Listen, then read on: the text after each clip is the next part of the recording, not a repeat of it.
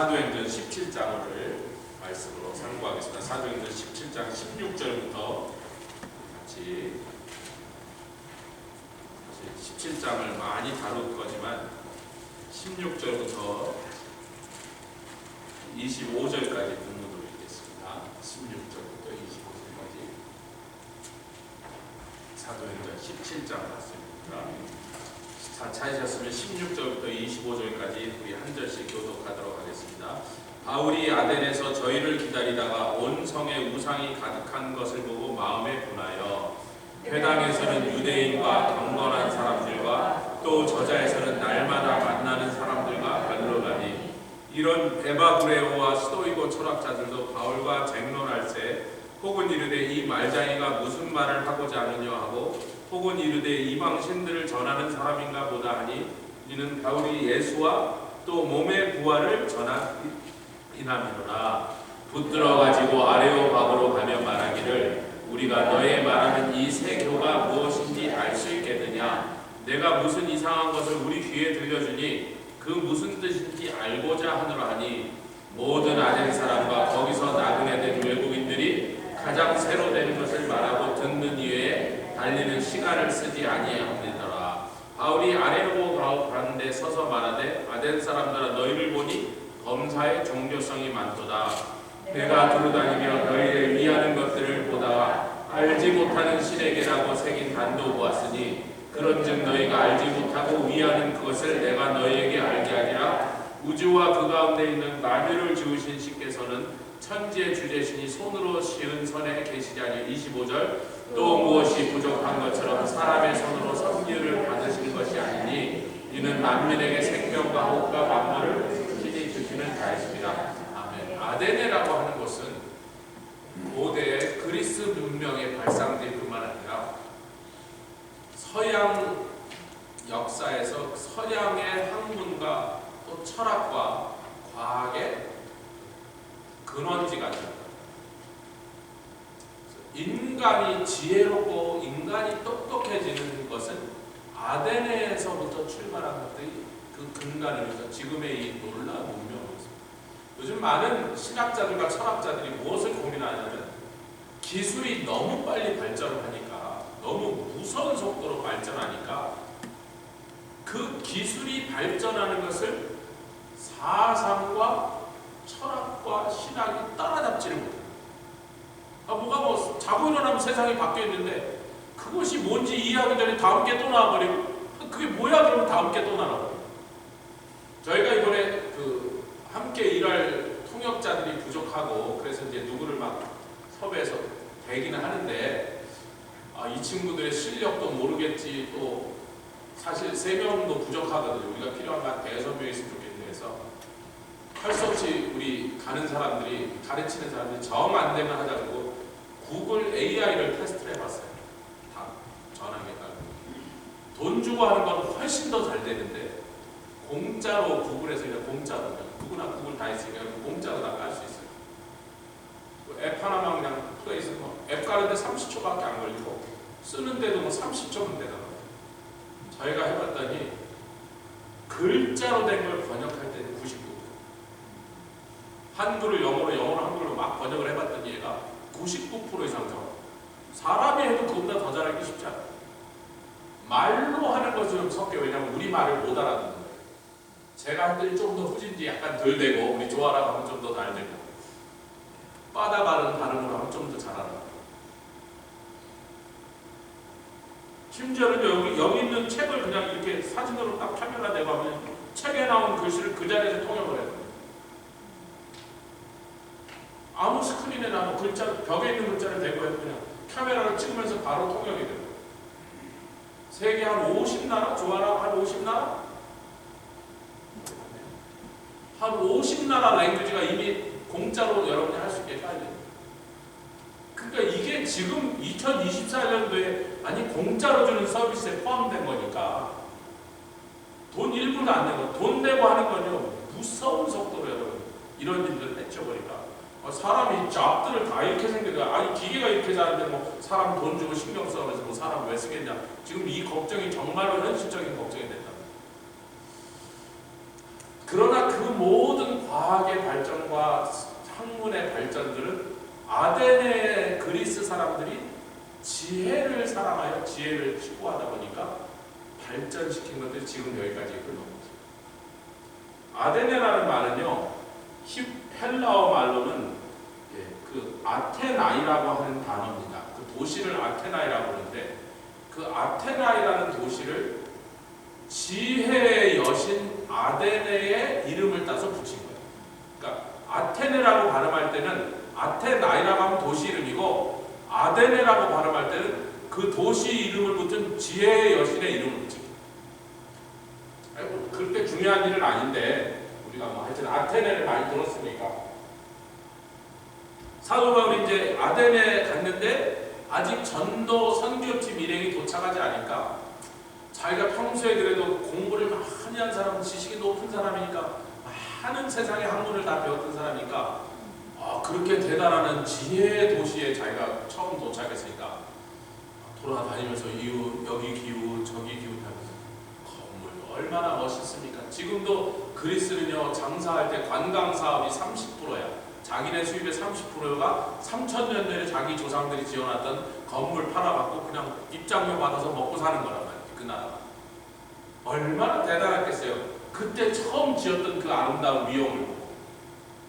사도 바울이 그냥 기웃기웃하면서 요즘 같으면 가서 셀카도 좀 찍고 이러고 돌아다니고 있는데 다니다 보니까 거기도 회당이 있고 유대인들이 있고 또 길거리에서 만나는 사람마다 길거리에 앉아갖고 거기서 뭔가 막 열심히 변론을 하고 있다는 말이에요. 여기 변론은 그야말로 뭐 어떤 뜻이냐면 변론이라는 말 자체는 별로 그렇게 어려운 얘기가 아니지만 열심히 프리칭을 하더라, 열심히 아규하더라, 열심히 디베이트하더라 뭐 그런 말이에요. 그래서 뭔가 하여튼 주제를 놓고 막 양쪽에서 막 열을 내면서 자기의 주장과 자기 이론을 내고 막 토론을 열심히 하고 있더라.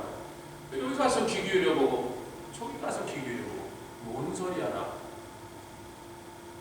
그랬더니 그때 당시에 플라톤이나 여러분 잘 들어서 플라톤이나 아리스토텔레스가 뒤의 일입니다.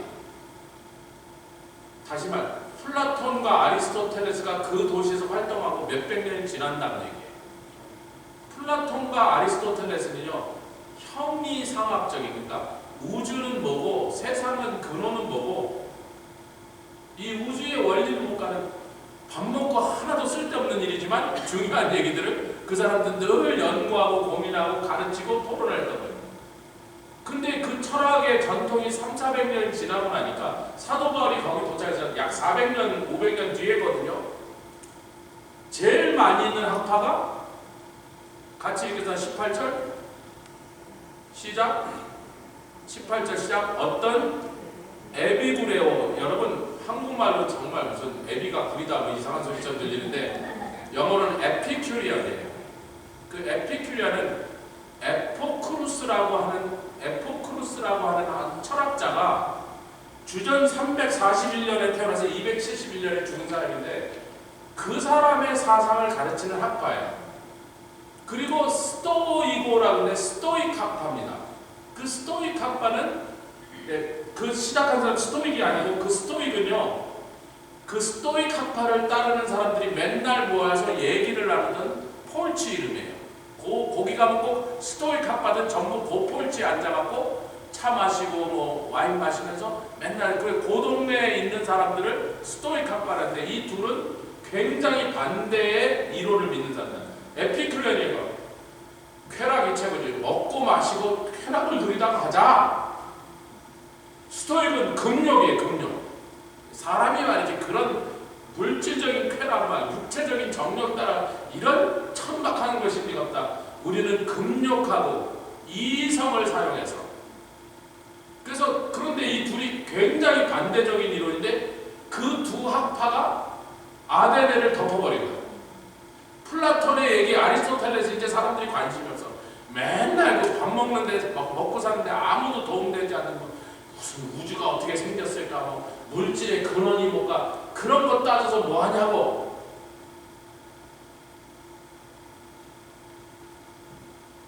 뭐 아무것도 안 생기니까. 현실의 삶에서 우리에게 도움되는 게 실생활에 써먹을 수 있는 지혜가 뭐냐를 추구하다가 여러분 사람이 나이가 한 60, 70대면요 한국에 가서 그 70 이상 된 분한테 뭐니 해도 돈이라 그래, 뭐니 해도 사랑이라 그래, 뭐니 해도 건강이라 그래. 100이면 99가 건강이라 그래. 뭐 건강한 게 최고지. 딴 게 영감이 무슨 소용이 있어? 지금 로맨스가 무슨 소용이 있어? 건강이 최고지 그래. 그러니까 이게 뭐냐면 자기 몸, 즉 자기 몸의 구성인 자기를 중심으로 세상 모든 걸 보는 것이 아테네를 덮고 있는 거죠.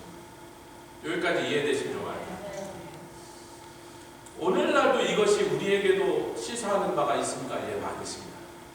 세상에 뭐 옛날에 칸트나 헤겔이나 뭐 그 유명한 철학자들 데카르트나 이런 사람들이 다 지나가고요.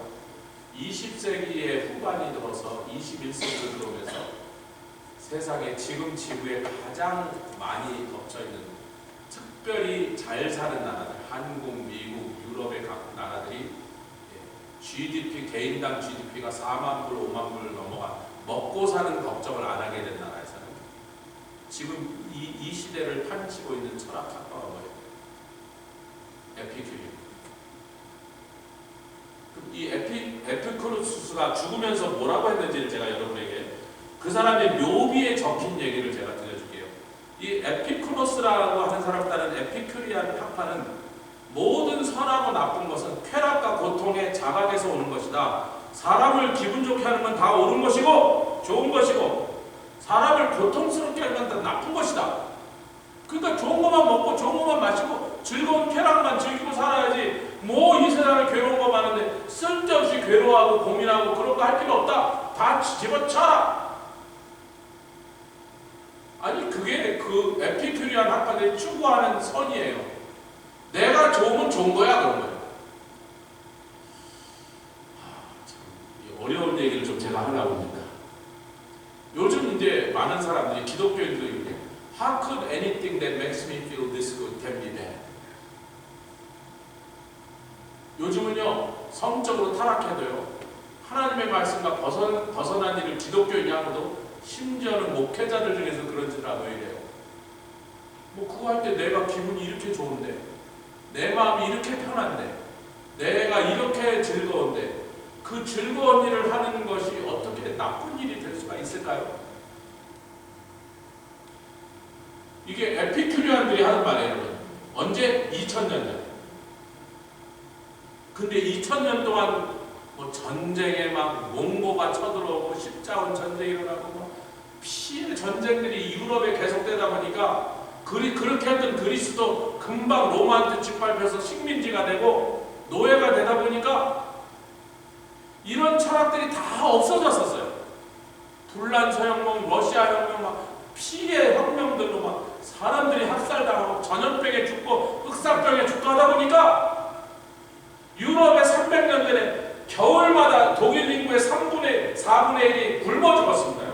겨울을 나지 못하고 굶어 죽은 사람이 400명, 25%라고 해서 4명 중에 1명이에요. 그러니까 에피큐리안이라는 학파가 다 사라진 줄 알았어요. 근데 21세기 이게 도로 나타나네.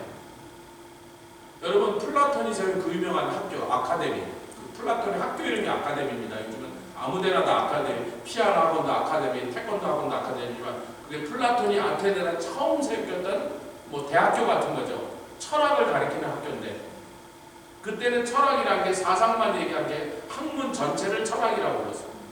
그 플라톤의 아카데미의 현판에 이렇게 붙어 있었습니다. 수학을 모르는 자는 들어오지 마시오. 수학 골치 아프세요? 플라톤의 아카데미에 못 들어가십니다. 아니 문 안에도 들어오지 말래. 다니지 말라. 이 건물 안에 들어오지 마시고 이렇게 붙어 있었어요. 근데 에피쿠로스 학파들, 에피쿠로스를 따르는 학파들은 거기 그들의 모이는 장소에다 이렇게 붙여서 방황하는 나그네들이여 여기야말로 당신이 거쳐야 할 것이요 여기에 우리가 추구하는 최고의 신, 즉 즐거운 쾌락이 있어. 그 학교 다니고 싶죠? 아니 가면 방황하는 나그네 놀고 먹고 즐거워하면서 쾌락만 추구하면 되는 곳이 여기니까 오래 여기. 그 에피크로스가 이렇게 말했다. 죽음은 아무것도 아니다. 그의 비석에 이렇게 써 있습니다. 여러분, 그의 묘비에 이렇게 써 있다고요. 나는 존재하지 않았다. 나는 존재했다. 이 말장난이죠. 잘 들어보세요. 미친놈이에요. 나는 존재하지 않았다. 나는 존재했다. 나는 존재하지 않는다. 나는 신경 쓰지 않는다. 그게 그 사람의 묘비에 붙어 있는 말이에요.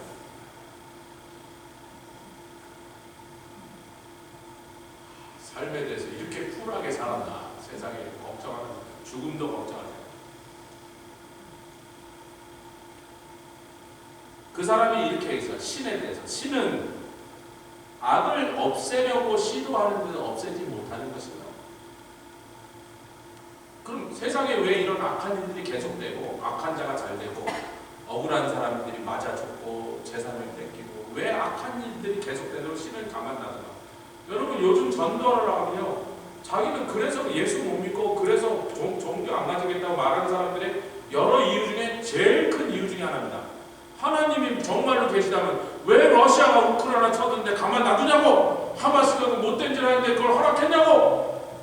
왜 세상에 부조리가 넘치고 우리 아버지는 왜 나를 그렇게 학대했고 신이 안 계시는 거 아니냐고. 근데 이 얘기를 2000년 늦게 하고 있는 거예요, 이 사람들이요. 그 아주 고맙게도 에피크로스가 그 문제를 먼저 질문을 해줬어요, 우리한테. 자, 보십시오. 그 사람이 뭐라고 얘기하는지. 이 사람이 이렇게 말했습니다.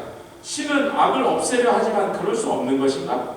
그렇다면 신은 전능한 게 아니네. 그는 할 수 있지만 악을 없애지 않는가? 그렇다면 그는 악인을 갖고 있는 거지. 악을 없앨 수 있는데 안 없앤다면 악한 거 아니냔 말이에요, 그 신이. 악을 없애려고 하는데 못 없앴다면 전능하지 않은 거 아니냐 이거예요. 여러분, 요즘 사람들이 하는 말과 똑같죠? 마귀는요, 그 거짓말을, 그런 말장난을요, 그때 그 사람 속에 넣었지만 오늘날의 수많은 젊은 사람들에게 이 생각을 집어넣고 있습니다.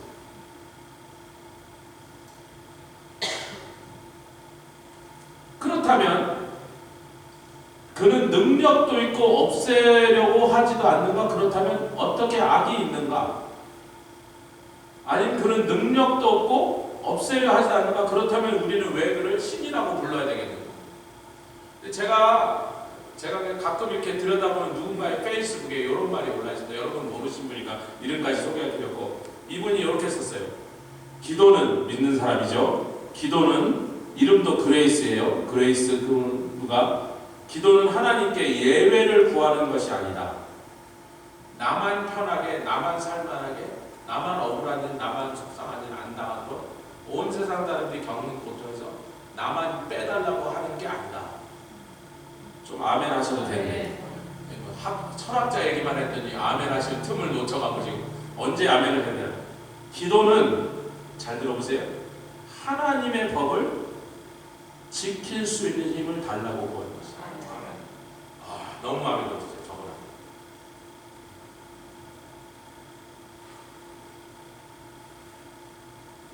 그리고 하나님의 말씀은 우리 주님 다시 오시는 날 그 입에서 나오는 것, 하나님의 법이죠. 그동안 행한 모든 악한 자를 하루에 다 멸하셔서 세상의 모든 죄악이 스가랴서에 하루에 제하겠다. 할렐루야. 여러 날 걸리지 않습니다. 여러 수십 년 걸리지 않습니다. 예수님 재림하시는 그날 하루에 세상의 모든 죄악이 제하겠습니다. 할렐루야. 우린 그것을 믿고 그것을 기다리고, 그래서 하나님께 소망을 두고 악한 것들이 우리를 괴롭히고 악한 것들이 잘 되고 하나님이 그 악한 것을 전혀 벌하지 않는 것처럼 보여도 전혀 그것 때문에 뭐 신경 쓰지 않고, 이 에피클로스는 그것 때문에 신경 쓰다가 그러면 신이 없던지 신이 전능하지 않던지 신이 악의를 가지고 우리를 일부러 괴롭히는지 셋 중에 하나니까 신경 쓸 거 없다. 그냥 마음대로 먹고 마시고 놀고 쾌락을 즐기고 하고 싶은 대로 다 해라. 네가 즐거우면 그게 선이다. 이렇게 말했어요. 근데 이제 그 사람들이 노는 꼴을 보니까 날마다 술 처먹고 개가 돼갖고 막 길거리에다 오줌 싸고 하여튼 술 먹고 개들이 된 걸 보니까 그걸 쳐다보고 있던 이 어떤 사람이 있었는데, 그 사람이 아테네 철학자인데 키티온의 제온이라고 하는 사람이 동시대 사람이다. 334년에 태어났으니까 요 에피쿠로스보다 7년 늦게 태어났어요. 그리고 죽은 해도 거의 한 9년 차이로 9년 후에 죽었으니까 거의 동시대를 살았는데, 이 제온이라는 사람이 이 에피쿠리언들이 하는 짓을 보니까, 아니 저게 지네들이 개처럼 살고 싶으니까 뭐 시를 들이대고 막 철학을 들이대는데 저런 개판, 지 맘대로 하자는 거거든요. 그러니까 뭐 맘대로 해라, 좋으면 다 해라.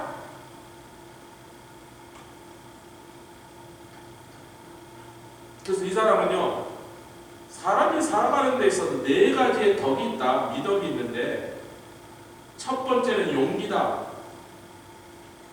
두 번째는 절제다, 세 번째는 지혜다, 네 번째는 정이다.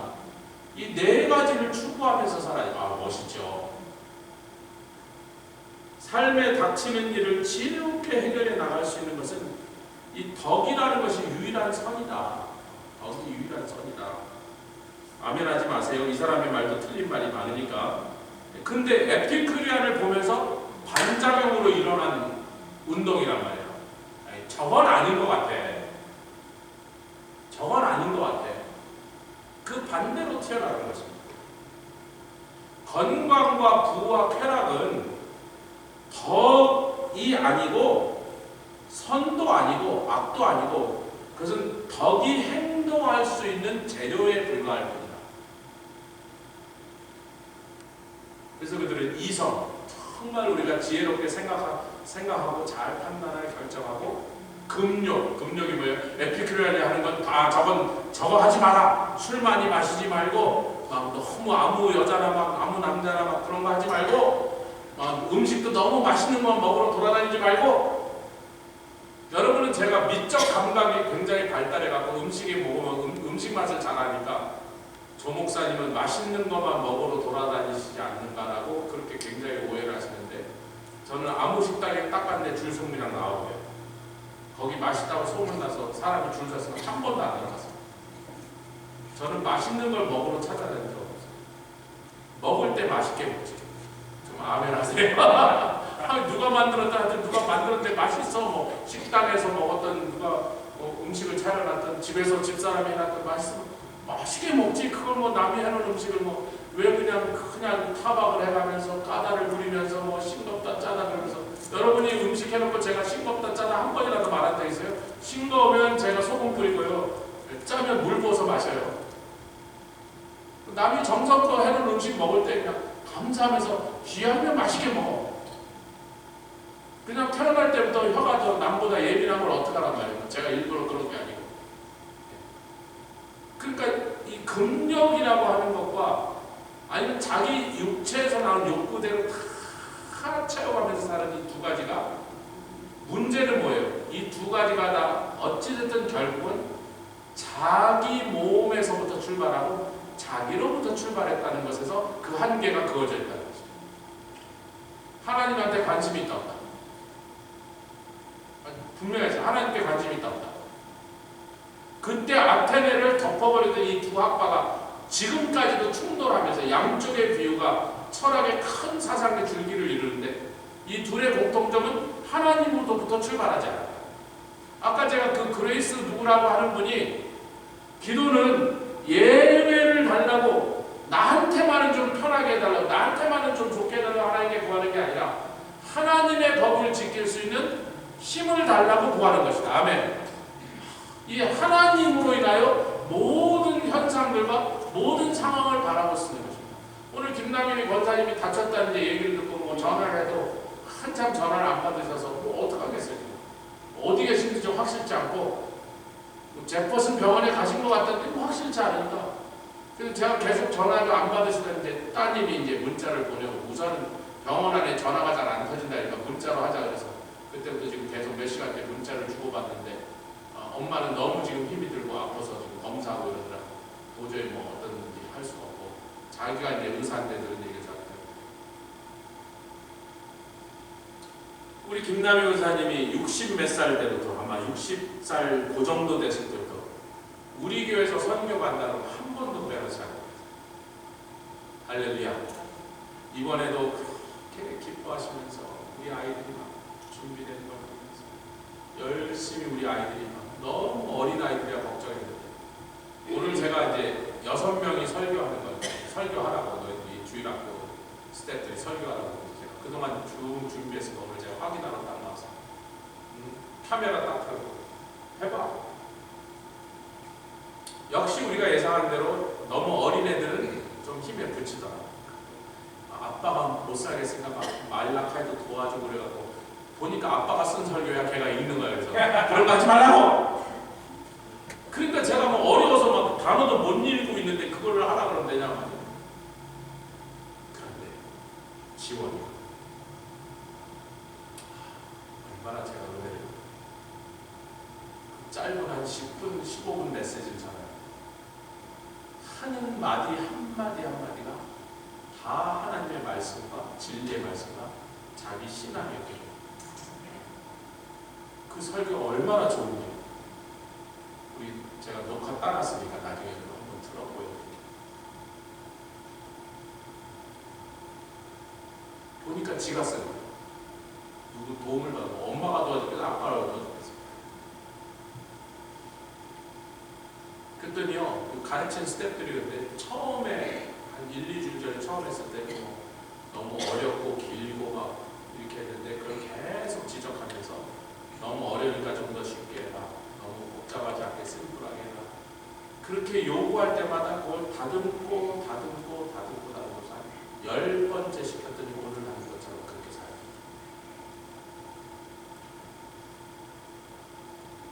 왜냐면 제가 말씀드렸죠. 침례식 때 말씀드렸죠.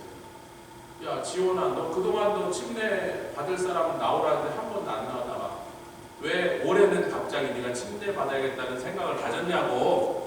왜 갑자기 올해 그런 생각을 가지냐고. 목사님 제가 코빗을 지나면서 세상에 코빗을 지나가는 그 모든 과정을 보면서 여러 가지 생각을 했는데 가만 생각하니까 자기는 여태까지 교회를 엄마 아빠가 데리고 와서 그냥 할머니 할아버지가 어려서부터 그냥 그래서 교회는 당연히 가는 거고 그냥 어른들이 데리고 오니까 그냥 끌려서 온 거래. 근데 이번에 코빗을 지나면서 제가 더 이상 교회를 남의 손에서 이끌려 오는 게 아니라 내가 예수님이 누군가를 생각하다 보니까 그분이 정말 나를 위해서 돌아가신 게 사실 내가 죄인인 게 확실하고 그분이 나를 위해서 십자가에 돌아가셔서 내가 그분을 믿는 것으로 그렇게 결정을 하고 그렇게 해서 예수님을 믿게 됐기 때문에 이제 침례를 받으려고 한다. 이번에 갔다 오면 지금 주일학교 교사 2명이 빠져나갔잖아요. 폴과 은혜 부부가. 지금 주일학교를 교사를 누구를 세워야 되나 이렇게 고민하고 있는데 지원이는요 이미 준비가 끝났어요. 걔가 그 정도 전환 갔으면 내가 어린애들이랑 은혜 확 받겠어. 근데 끝나고 야 네가 만약에 목사라면 나 같으면 네가 목사하는 교회 다니겠다 했더니 너무 좋아하고 내가 주일학교 학생이면 그 설교 듣고 내가 은혜 받겠다. 하나님을 아는 거예요. 예수님을 만나는 거예요. 예수님을 믿고 자기 삶에 영접한 거예요. 그러니까 아직 어린애들 여러분 이제 16살이야. 우리 16살 때 아직 철부지였잖아요. 근데 그 16살짜리가 말씀의 포인트를 말씀에 있는 중요한 포인트들을 자기가 다 찾아와서 설교에 쫙 정리를 해놨는데 내가 물었어요. 너희들이 도와준 거냐? 너희들이 대신 선 거냐? 아니라고. 자기가 100% 자기가 준비한 거예요. 옆에 이제 하나님을 아는 것이 행복. 하나님을 섬기는 것이 다 행복. 그걸 고백합니다. 우리는 후회하지 않습니다. 여러분이 아테네가 잘 들어보세요. 아테네의 제일 높은 신이 제우스 신이 그 정도는 아시죠? 신들의 제일 높은 신이 제우스예요. 우리 기독교라고 하면 여호와 하나님의 위치다 뭐 이렇게 비교할 수 있지만 그 비교하는 건 좀 어불성설이지만 그들의 신화 속에는 제우스 신이 제일 높은데 여러분이 제우스라는 신뿐만 아니라 그의 뭐 아들 조카 뭐 손자 손녀 하여튼 그 신의 세계가요 그리스 사람들은 인간을 신격화하고 혹은 신격에 해놨어도 그 사람들이 하는 짓이 인간과 똑같습니다. 질투도 하고 사랑도 하고 배신도 하고 간통도 하고 싸움도 하고 도둑질도 하고. 이 제우스란 놈은요, 제우스 신이죠. 이게 하는 짓이 어때요? 지 아버지를 죽입니다. 그런데 지 아버지는 죽인 이 흉악한 놈이 지 마누라 하란가 그래요. 그 부인 신이 헤라한테는 쩔쩔매 그 악처한테 꼼짝하고 그래서 바람을 폈는데 그 바람핀 여자애가 누구냐면 지금의 페니키아, 레바논에 있는 그때 당시 페니키아라고 부르는 즉 두로와 시돈의 왕의 딸과 바람을 핍니다. 여러분 시돈의 왕의 딸이 또 하나 있었죠. 누구였죠? 이세벨이죠. 아니, 똑같은 왕은 아닌데 시대가 다르니까 거의 비슷한 시대가 다르니까. 그러니까 이건 신화예요. 실제로 일어나는지 아니라는 모르는데, 근데 그리스 신화에 일어난 많은 일들이 신화라고 하면서도 사실 역사적으로 일어난 일도 많아요. 트로이와의 전쟁이 신화라고 생각하는데 나중에 가니까 진짜 트로이가 발견되는 거예요. 그러니까 옛날에 일어난 일을 고대에 너무 오래전에 일어난 일을 신화처럼 꾸며서 사람들에게 얘기했는데 나중에 보니까 사실의 바탕을 한 신화가 많더라는 거예요. 단군 신화도 그런 게 많아요. 곰이 진짜 으르릉 하는 곰이 아니고 곰을 토템으로 섬기는 부족의 딸과 결혼합니다. 그리고 호랑이를 토템으로 섬기는 부족의 딸과는 결혼을 안 한 거예요. 지금 그 얘기를 설화 속에 넣어서 단군 신화가 나온 겁니다. 진짜 곰하고 결혼했으면 새끼가 좀 이상하게 나왔겠지 뭐 시커먼지 뭐. 근데 여러분 이 신화 속에 제우스가 페니키아 지방에 여행을 갔다가 바닷가에서 놀고 있는 여러 여자들을 봤는데 그 중에 제일 이쁜 여자가 그게 시돈의 왕의 딸인데 그 여자 이름이 유로파입니다. 유로파에서 유럽이 나왔어요. 잠깐만, 그리스는요 페니키아 즉 아시아와 그리스는 유럽입니다. 여러분 사도 바울이 몇 주 전에 주일에 나눈 말씀 중에 사도 바울이 돌아다니는 것에 전부 아시아를 돌아다니고 있는데 하나님 성령께서 그를 보고 저 유럽으로 건너가는데 그 유럽에 건너간 곳이 그리스고 지금 사도 바울이 돌아다니고 있는 데가 터키와 소아시아를 거기가 페니키아가 있는 곳이란 말이에요. 그러니까 그리스에 있는 제우스 신이 페니키아까지 놀러 왔다니까요. 왜 하필이면 페니키아로 왔을까? 거기가 장사가 시작된 곳이고 알파벳이 시작된 곳이고 수학이 산수가 시작된 거예요. 왜? 장사를 하니까 계산하는 수학법, 산수법이 발달을 했어야 되고 계산하려고 뭐 서류를 쓰려니까 상형 문자는 너무 복잡하고 애매하니까 그들이 알파벳을 고안하는 게 세계 최초로 알파벳을 만든 사람들이 바로 그 페니키아 사람들입니다. 근데 이 페니키아가 어떤 곳이냐면 여러분 알다시피 바알신을 섬기는 우상 숭배의 본고장입니다. 그 제우스 신이 놀러 왔다가 이게 좀 설하니까 좀 낯뜨거운 표현이 있는데 저 여자가 너무 이쁜데 가서 이렇게 좀 수작을 걸어봤더니 그 여자가 반응 없으니까 저 여자를 꼬시려고 괴물로 둔갑을 해갖고 으르르 덤비니까 그 여자가 뭐야 그러고 여자들이 막 살려줘 그러면 괴물이 덤비니까 도망가는데 괴물이 막 더 빨리 오니까 여자들이 큰일 났네 막 바닷가에 자빠지고 넘어지고 그러는데 갑자기 자기를 다시 바꿔갖고 하얀 소로 바꿉니다.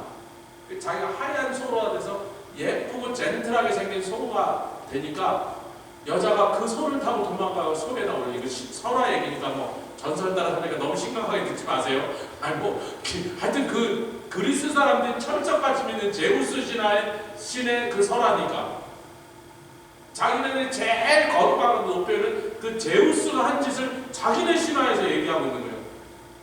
그래서 하얀 소가 돼갖고 유로파가 딱 올라타니까 둘이 갑자기 그레대로 확 날아갑니다. 확 날아가서 거기서 그 여자랑 어쩌고저쩌고 얼레리 꼴레리를 해갖고 애 셋을 낳아. 근데 애 셋을 낳고 둘이서 로맨스를 즐기다가 생각해요. 누가 지금 겁나죠? 마누라가 나가고 아이고 집에 가면 우리 마누라한테 맞아 죽었는데 망가지라고 그래갖고 유로파를 떠나버립니다. 나는 가야 되겠다. 그래서 글에 대해서 놔둬버리고 세 아들을 놔두고 자기는 그리스로 돌아가 버린 게 이게 제우스 신의 설화예요. 제일 중요한 설화예요. 그런데 그 여인을 강제로 범한 거예요. 설화를 우리 단군 설화는 거기에 보면 참 수준 높죠. 그래도 100일 동안 막 꾹꾹 참면서 쑥하고 마늘만 먹은 그 곰 여자, 곰족의 그 부족의 딸이, 주장의 딸이, 우리 거는 클래스가 있잖아요. 우리는 애국가도 굉장히 클래스가 있어요. 동해물과 백두산 마르고 닳도록 하느님이 모아서, 하늘의 신이 모아서 우리나라에서 다른 나라 애국가들하고 유치 찰나라지 짝이 없는 것들이 많았어요. 불란서 애국가를 제가 여기서 읽어드리면 여러분 믿지 않을까요? 저게 무슨 애국가냐고. 거기에 별반 막 우리 어머니를 찢어버리고 우리 자식들을 죽여버린 이 왕비들의 목숨을 우리가 죽여서 다시 복수를 하자. 이게 애국가의 내용이에요. 불란서 애국가. 여기다 차마 제가 올려서 보여드릴 수가 없어요. 너무 잔인하고 끔찍하고 유치해서 그걸 맨날 불러요. 불란서 사람들이. 이런 불란서의 그 피비린내 나는 혁명의 역사가 유럽파라고 하는 유럽을 하나로 목자는 운동 속에 그 정신을 드러냈어요. 페니키아 즉 두로와 시돈의 우상숭배 바알신을 섬기는 그 정신과 그리스의 에피큐리안 같은 학파가 아데네를 나가고 보니 그런 정신, 둘이 결혼해서 새끼를 낳고 그게 진리예요. 중간에 독일에서 영국에서 놀라운 붐이 일어나고 하려면 그들이 선교를 하고 경건운동한 독일의 경건운동 얼마나 제가 존경하는 분들이 그때 당시 경건주의파 중에 맞아요. 필립 슈페르나 그 사람의 제자였던 진젠돌프 벤짝이나 그들의 신앙을 물려받아서 나왔던 감리교나 여러분 그 사람들 제가 얼마나 영적으로 존경하는 저희 아버지처럼 생각하는 사람들이 그 영국과 독일의 경건주의 운동과 대부흥 운동에서 나온 사람들 그리고 그들이 그 다음에 선교의 열정을 가지고 개신교 선교의 포문을 열어둔 사람들이 그 사람들이에요. 그런데 지금 유럽이 가장 타락해서 종말에 계시록 17장, 18장, 19장에 나오는 여자가 짐승을 타고 날아가는 그 장면이 바로 제우스 신이 유로파를 태우고 그레대로 날아가는 그 장면과 너무나 똑같습니다. 제가 볼 때 유럽이 어떤 짓을 할 건가? 유럽의 교회들이 타락하고 그 타락한 교회를 인하여 기독교의 문화나 기독교의 역사는 남아있지만 기독교의 정신도 기독교의 영으로 보여진 성령의 역사는 다 없어져 버린 유럽의 그 참혹한 실상을 우리에게 보여줍니다. 파라과이로 저희가 향하면서 12명이 이제 준비를 하고 있는데 우리 김남희 원사님 뭐 어떻게 될지 하여튼 내일 제가 가봐야 알겠어요.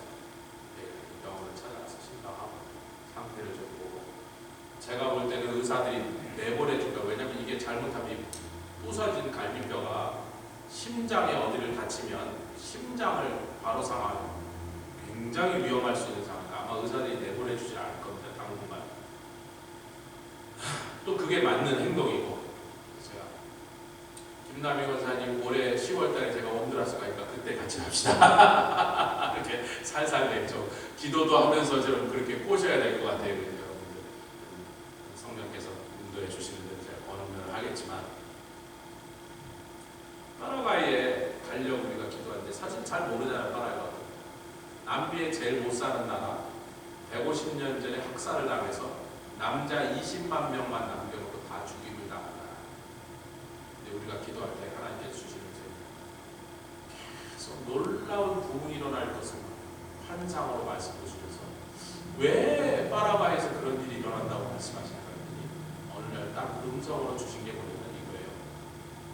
그 나라가 150년 동안 너무나 큰 고통과 억울함과 가난 속에서 있었어요. 그 나라가 남미에 제일 잘 살던 제일 강한 나라라고 제가 말씀드렸죠. 150년 전에 브라질을 우습게 보던 큰 나라고 강한 나라였습니다. 부한 나라예요. 브라질을 상대로 전쟁하더니요 모든 전투를 다 이겼어요. 근데 아르헨티나, 우루과이까지 3면에서 덤벼드니까 그때부터 처음에 계속 이기던 파라과이가 지기 시작하는데 너무 강하니까 아주 뿌리 싹을 없애보려고 그렇게 학살한 거예요. 너무 강한 저 파라과이가 이번에 졌지만 다음에 복수하고 덤벼들 때가 겁나니까 아예 다 죽여버리자 그러고 죽여버린 거예요. 애들만 남기고 노인만 여자만 남기고 젊은 남자는 다 죽여버렸단 말이에요. 그러니까 남미의 가장 강력한 국가, 가장 부한 국가가 150년 동안 철저하게 짓밟혀가고 우리 한국 민족이 20세기에 19세기, 20세기에 겪었던 그런 순환의 역사보다 더 지독한 순환의 역사를 150년 겪고 돈도 없고 산업도 없고 바다로 나간 항구도 없고 좋은 땅도 없고 그냥 황무지 다녀보는데 여러분 5시간을 지나갔는데 차를 타고 하이웨이로 5시간을 했는데 공장을 한 개도 못 봤어요. 그래서 성교사님 이 나라에 공장이 없을까? 네, 없습니다. 회사도 못 봤어. 농장 있는데 너무 토질이 안 좋아가지고 거기서 키울 수 있는 게 거의 없다는 거예요. 선인장 좀 키우고 이게 아가베라고 하는 거 좀 키우고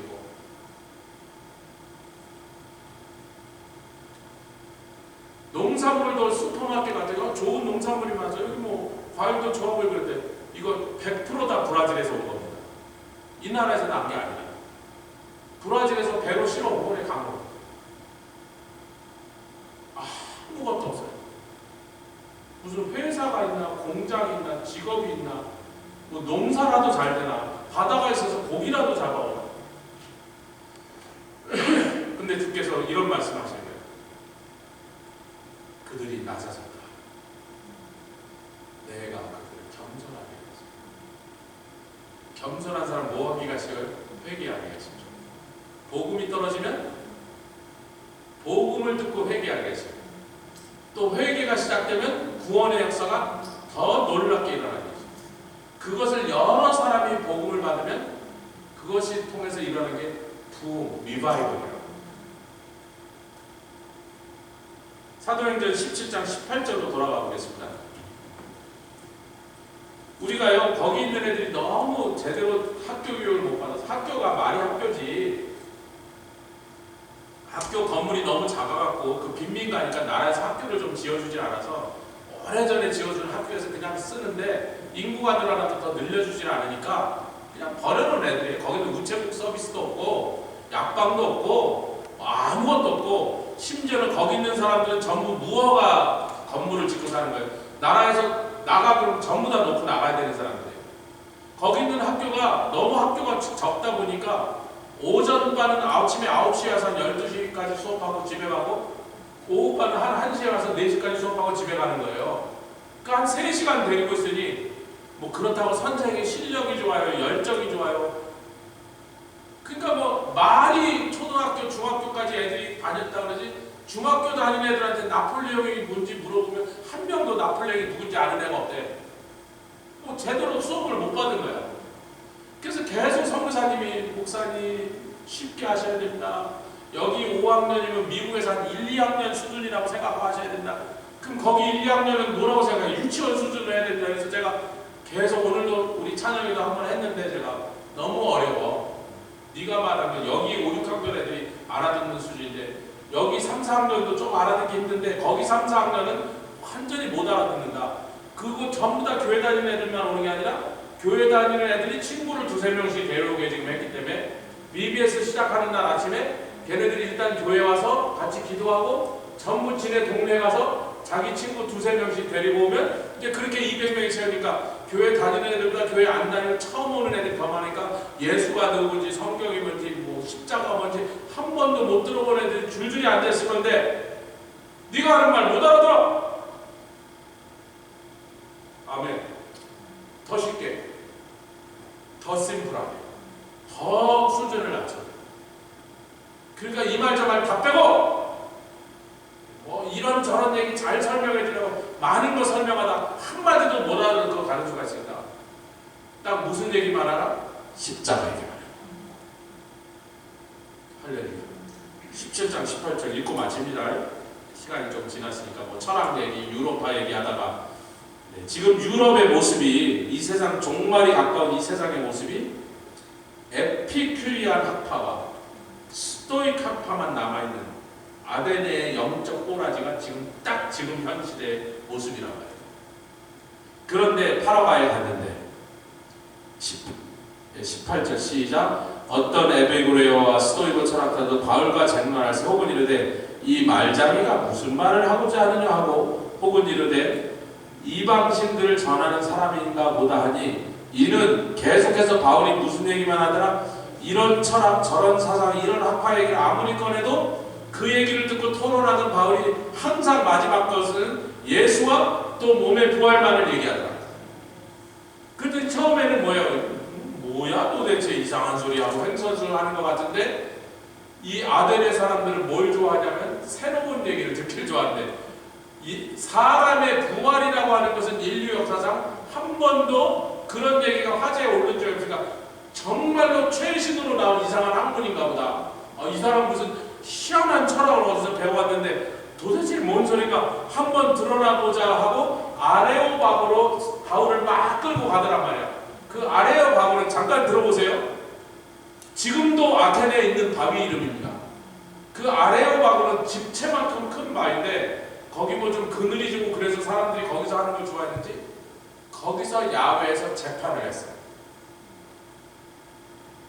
근데 그때 당시 재판은 재판장이 있고 판사들이 쭉 앉는 게 아니고 민주주의에 태동된 아데네의 재판 방식은 백성들이 다 모여서 저 사람이 죄가 있는지 없는지 그 사람 얘기를 듣고 난 다음에 뭐 증인도 얘기한 다음에 백성들이 그 자리에서 투표해서 훨씬 많은 사람이 죄 있다 그러면 그 자리에서 사형시켜버렸어요. 그런데 이제 아레오바고가 뭔지를 설명하는 위키피디아에서 제가 뽑은 거예요. 아레오바고가 뭐냐? 아데네 사람들이 모든 행정적인 사법적인 절차를 결정하는 카운슬 미팅이 열리던 곳이다. 이렇게 써 있습니다. 거기서 어떤 종류의 재판을 했냐면 호모사이드, 살인, 운딩, 남을 상해에 입힌 거, religious man, 종교에 관한 것까지. 근데 그들이 뭐냐면 네가 우리 신을 모독했다는 사형시켰어. 근데 사도 바울이 사형을 안 당한 거 보니까 아레오바고 가서 여기서 정식으로 듣자. 여기서 몇 사람만 떠들지 말고 백성들 다 모아갖고 몇백 명 서 있는 데서 네가 하는 말이 말 같은 소리를 하는지 우리가 들어보자. 그리고 여러분 이게 재판을 한 게 아닌데 종교적 문제, 신을 모독하는 일이면 아테네 사람들이 죽였다고. 근데 사도 바울이 예수와 몸의 부활을 얘기했는데 무슨 얘기를 하든 사도 바울은 그 말로 끝났고 무슨 화제를 시작하든 사도 바울은 예수와 몸의 부활을 전했는데 정식으로 모아서 재판을 했는데 사도 바울이 안 죽은 거 보니까